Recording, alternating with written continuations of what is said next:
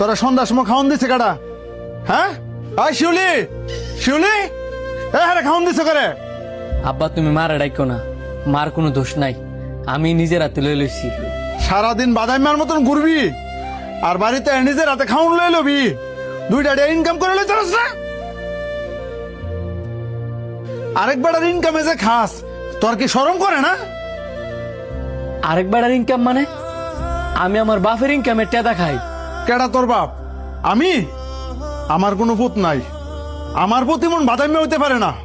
আব্বা আমি সারাদিন পরে খাইতাম বুঝছি, এই কথাগুলো তো তুমি খাওয়ার পরেও কইতে পারতা।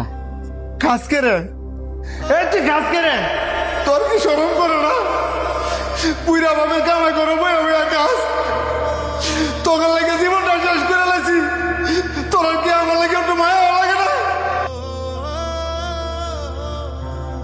প্রত্যেকটা বাপ মায় প্রত্যেকটা সন্তান নিয়ে অনেক আশা স্বপ্ন নিয়ে কষ্ট করে বড় করে, পোলাপান কামাই করবো আর বুড়া বয়সে বাপ্পায় বয়ে বয়ে বাড়বো, বাতিল লাগাইবো। আর তোর মতো জীবনে কথা আমরা বুধ থাকতে পরে আবার কামাই করে কেমন লাগে? তুই মরতে পারস না, তুই মরতে পারস না। আমি মরবো, আমি মইরা তোমার শান্তি করবো।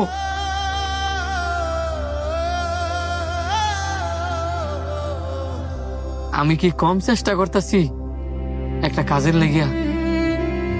আমার বাপের বুঝাইবো কাটায়, আমার বাপে ভাবে যে সারাটা দিন আমি টুই টুই করে ঘুরি, অথচ তুই তো জানোস যে আমি সারাটা দিন না খাইয়া কাজের লেগে দৌড়াদৌড়ি করি।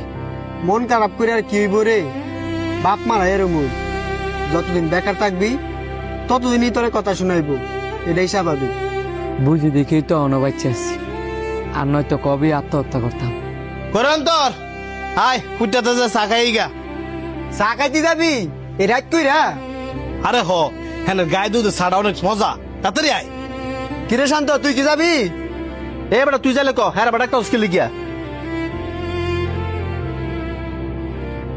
তুই যে হ্যাঁ আঙ্গলকে যাওয়ার কথা কইলি, হ্যালো কিটি আছে 10 টাকা খরচ করে, খাইল তো আই আই ফ্রিতে আঙ্গল খায়। তোরা যা, আমি যাইতাম না। তুই যাবি কি? তোর আঙ্গলকে নিলে এনে যাইতি।